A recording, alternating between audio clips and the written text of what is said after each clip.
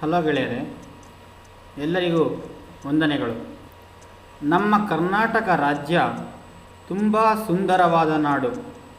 ನಮ್ಮ ನಾಡಿನ ಚೆಲುವನ್ನು ರಾಷ್ಟ್ರಕವಿ ಕುವೆಂಪು ಅವರು ನಮ್ಮ ನಾಡಗೀತೆಯಲ್ಲಿ ತುಂಬ ಸುಂದರವಾಗಿ ವರ್ಣಿಸಿದ್ದಾರೆ.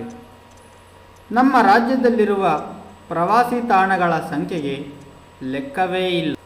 ನಮ್ಮ ರಾಜ್ಯ ಪ್ರವಾಸೋದ್ಯಮ ಇಲಾಖೆಯು ಕರ್ನಾಟಕ ಒಂದು ರಾಜ್ಯ ಹಲವು ಜಗತ್ತು ಎಂಬ ಅಡಿಬರಹವನ್ನು ಹೊಂದಿರುವುದು ತುಂಬ ಅರ್ಥಪೂರ್ಣವಾಗಿದೆ. ಇನ್ನು ಇಂದಿನ ಸಂಚಿಕೆಯ ವಿಷಯಕ್ಕೆ ಬರುವುದಾದರೆ, ನಾನೀಗ ನಿಮಗೆ ಒಂದು ಐತಿಹಾಸಿಕ ಕೋಟೆಯ ಪರಿಚಯವನ್ನು ಮಾಡಿಸಲು ಹೊರಟಿದ್ದೇನೆ.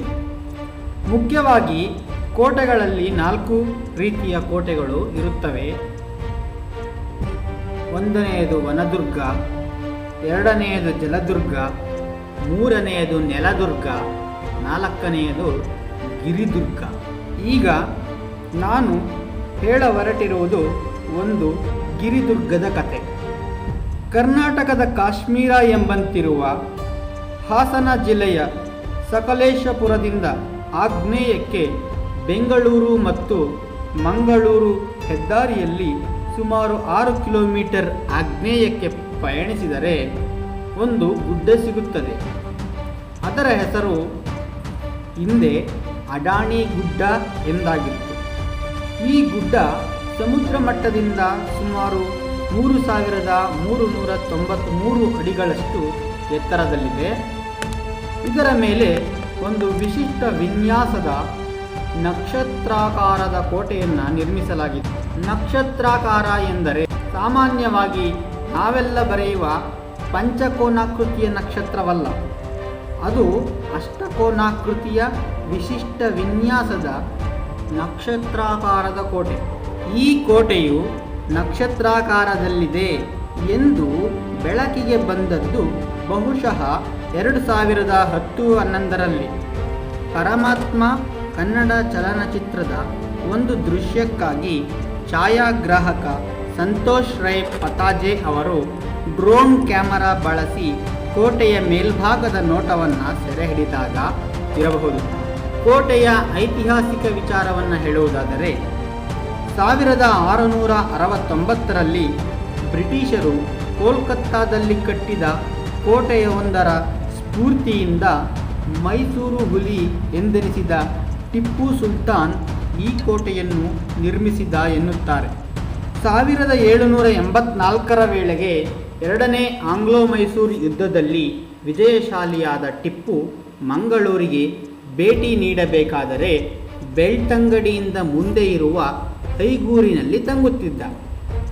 ಆ ಸಮಯದಲ್ಲಿ ಬೇಕಲಕೋಟೆ ಪ್ರಬಲ ಆಡಳಿತದ ಕೇಂದ್ರವಾಗಿತ್ತು.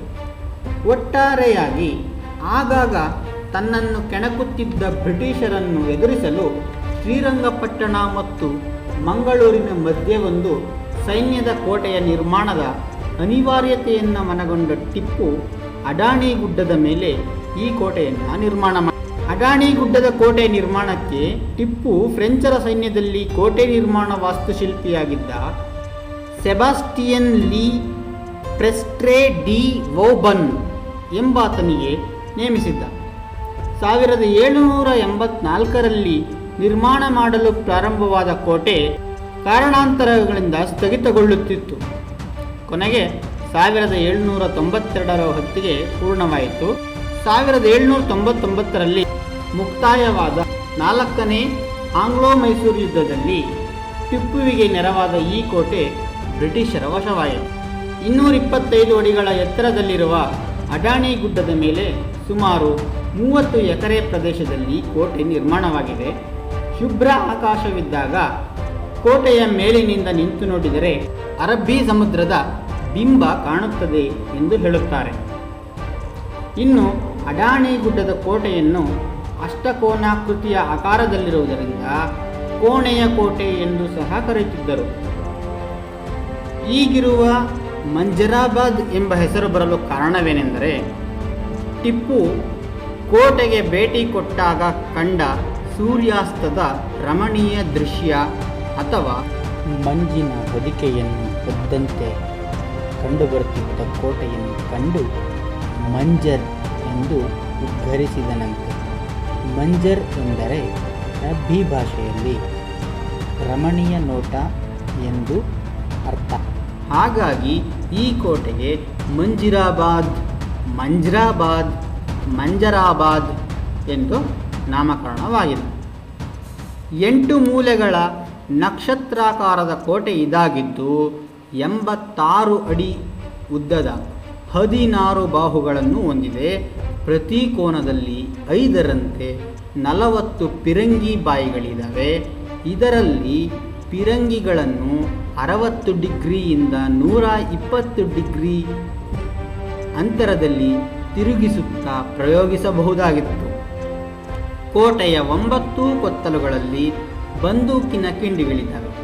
ಕೋಟೆಯ ಮೇಲ್ಭಾಗಕ್ಕೆ ಹತ್ತಲು ಕೋಟೆಯ ಒಳಪಾರ್ಶ್ವದಲ್ಲಿ ಒಂದು ರ್ಯಾಂಪ್ ವ್ಯವಸ್ಥೆ ಇದೆ. ಇದರಲ್ಲಿ ಒಂದು ಭಾಗದಲ್ಲಿ ಮೆಟ್ಟಿಲಿನ ಹಾದಿ, ಮತ್ತೊಂದು ಭಾಗದಲ್ಲಿ ಇಳಿಜಾರಿನ ಹಾದಿ ಇದ್ದು, ಈ ಇಳಿಜಾರಿನ ಹಾದಿಯನ್ನು ಕುದುರೆಗಳ ಮೂಲಕ ಕೋಟೆಯನ್ನು ಹತ್ತಲು ಬಳಸುತ್ತಿದ್ದಿರಬಹುದು. ಅಡಾಣಿ ಗುಡ್ಡದ ಕೋಟೆಯ ಬಗ್ಗೆ ಹೇಳುವುದಾದರೆ, ಇತಿಹಾಸ ತಜ್ಞರಾದಂತಹ ಶ್ರೀವತ್ಸ ಎಸ್ ಒಟಿಯವರು ಈ ಕೋಟೆಯ ಮೇಲೆ ಹೆಚ್ಚಿನ ಸಂಶೋಧನೆಯನ್ನು ಮಾಡಿದ್ದಾರೆ. ಇವರ ಪ್ರಕಾರ ಇಡೀ ಕೋಟೆಯು 8 ಮೂಲೆಗಳು 8 ದಿಕ್ಕುಗಳಿಗೆ ಚಾಚಿದ್ದು, ಪ್ರತಿಯೊಂದು ಮೂಲೆಯು ಅತ್ಯಂತ ನಿಖರವಾಗಿ ಒಂದೊಂದು ಕಾಂತೀಯ ದಿಕ್ಕುಗಳನ್ನು ಪ್ರತಿನಿಧಿಸುತ್ತದೆ. ಅದೇ ರೀತಿ ಇಡೀ ಕೋಟೆಯೇ ಒಂದು ದಿಕ್ಸೂಚಿಯಂತೆ ಇದೆ. ಕೋಟೆಯ ಮಧ್ಯದಲ್ಲಿ ಪ್ಲಸ್ ಆಕಾರದ ಬಾವಿ ಇದೆ. ಈ ಬಾವಿಯ ಕೇಂದ್ರ ಭಾಗವೇ ಇಡೀ ಕೋಟೆಯ ಕೇಂದ್ರ ಬಿಂದು. ಈ ಕೋಟೆಯಿಂದ ಎಳೆದ ವೃತ್ತವು ಕೋಟೆಯ 8 ತುದಿಗಳನ್ನು ಹಾದು ಹೋಗುತ್ತದೆ ಹಾಗೂ ಅತಿ ನಿಖರವಾದ ಅಳತೆಯ ಬಿಂದುಗಳಲ್ಲಿ ಈ ಕೋಟೆಯ ಕೊತ್ತಲಗಳನ್ನು ಕಟ್ಟಲಾಗಿದೆ. ಹಾಗೆಯೇ ಇನ್ನೊಂದು ಚಿಕ್ಕ ವೃತ್ತವನ್ನು ಎಳೆದರೆ ಅದು ಕೋಟೆಯ ಒಳಮೂಲೆಗಳನ್ನು ಹಾದು ಹೋಗುತ್ತದೆ. ಹೀಗೆ ಕೋಟೆಯ ಒಳಗಡೆ ಬಾವಿಯ ಸುತ್ತ ಕಟ್ಟಲಾದ ಮದ್ದಿನ ಮನೆ, ಒಣಗಿಸುವ ಕಟ್ಟೆ ಮುಂತಾದ ಎಲ್ಲ ಕಟ್ಟಡಗಳನ್ನು ರೇಖಾಗಣಿತದ ಸೂತ್ರಗಳ ಪ್ರಕಾರ ನಿಖರವಾದ ಬಿಂದುಗಳಲ್ಲಿ ಕಟ್ಟಲಾಗಿದೆ. ಈ ರೀತಿ ರಚನಾತಂತ್ರವನ್ನು ಕ್ರಿಸ್ತಶಕ 1644ರಲ್ಲಿ ಮದ್ರಾಸಿನಲ್ಲಿ ಪ್ರಥಮ ಬಾರಿಗೆ ಪ್ರಯೋಗಿಸಲಾಗಿತ್ತಂತೆ. ನಂತರ 1696ರಲ್ಲಿ ಬ್ರಿಟಿಷರು ಕಲ್ಕತ್ತಾದಲ್ಲಿ ಈ ಶೈಲಿಯನ್ನು ಬಳಕೆ ಮಾಡಿಕೊಂಡಿದ್ದಾರೆ. ಒಟ್ಟಾರೆಯಾಗಿ ಹೇಳುವುದಾದರೆ, ಇಡೀ ಕರ್ನಾಟಕದಲ್ಲಿ ಈ ರೀತಿಯ ಅಷ್ಟಕೋನಾಕೃತಿಯ ನಕ್ಷತ್ರಾಕೃತಿಯ ಕೋಟೆ ಇದು ಒಂದೇ ಆಗಿದೆ. ಅಡಾಣಿ ಗುಡ್ಡದ ಪೂರ್ವ ದಿಕ್ಕಿನಲ್ಲಿ ಕೋಟೆಯ ಕೆಳಹಂತದಿಂದ 900 ಡಿಗ್ರಿಯಲ್ಲಿ ರಚಿತವಾದ 252 ಮೆಟ್ಟಿಲುಗಳನ್ನು ಏರಿದರೆ ಹಿಂದೂ ಮತ್ತು ಮುಸ್ಲಿಂ ಶೈಲಿಯಲ್ಲಿರುವ ಮೊದಲನೆಯ ದ್ವಾರ ಕಾಣಿಸುತ್ತದೆ. ಹೊರಗಿನವರನ್ನು ಒಳಗೆ ಬಿಡುವಾಗ ತಪಾಸಣೆ ಮಾಡಲೆಂದು ಪರಿವೀಕ್ಷಣಾ ಕೊಠಡಿಗಳಿವೆ. ಇದರ ಮುಂದೆ ಸಾಗಿದರೆ 2ನೇ ದ್ವಾರ ಸಿಗುತ್ತದೆ. ಈ ದ್ವಾರದಿಂದ ನೇರವಾಗಿಯೂ ಒಳಹೋಗಲು ಒಂದು ಗುಪ್ತ ಮಾರ್ಗವೂ ಸಹ ಇದೆ. ಪ್ರವೇಶ ದ್ವಾರವನ್ನು ಹುಲಿಪಟ್ಟೆಗಳಿಂದ ಅತ್ಯಾಕರ್ಷಕವಾಗಿ ಕೆತ್ತನೆ ಮಾಡಿದ್ದಾರೆ. ಚಾವಣಿಯಲ್ಲಿ ಕೋಟೆಯ ನೀಲಿ ನಕ್ಷೆಯನ್ನು ಸಹ ಬಿಡಿಸಲಾಗಿದೆ.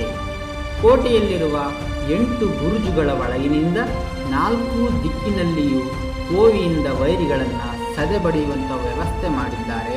ಈ ಬುರುಜುಗಳು ಹಿಂದೂ ಮತ್ತು ಮುಸ್ಲಿಂ ಶೈಲಿಯಲ್ಲಿ ನಿರ್ಮಾಣ ಮಾಡಿದ್ದಾರೆ. ಕೋಟೆಯ ಒಳ ಆವರಣ ಸುಮಾರು 200 ಅಡಿಗಳಿಂದ ಕೂಡಿದ್ದು, ಕಮಾನು ಕಟ್ಟಡದ ಮೂಲೆಗಳಲ್ಲಿ ಧಾನ್ಯಗಳನ್ನು ಸಂಗ್ರಹಿಸುತ್ತಿದ್ದ ಕೋಣೆಗಳಿದ್ದಾವೆ. ಕೋಟೆಯ ಮಧ್ಯಬಿಂದುವಿನಲ್ಲಿ 40x40 ಅಳತೆಯ 4 ದಿಕ್ಕಿನಲ್ಲಿಯೂ ಮೆಟ್ಟಿಲಿರುವ ಮತ್ತು 40 ಅಡಿ ಆಳದ ಮತ್ತು ಪ್ಲಸ್ ಆಕಾರದ ಬಾವಿಯನ್ನು ಮಾಡಿದ್ದಾರೆ. ಈ ಬಾವಿಯು ಇಟ್ಟಿಗೆಗಳಿಂದ ನಿರ್ಮಾಣವಾಗಿದೆ. ಈ ಬಾವಿಯಲ್ಲಿ 40 ಅಡಿಗಳಷ್ಟು ನೀರನ್ನು ಸಂಗ್ರಹಿಸಬಹುದಾಗಿತ್ತು.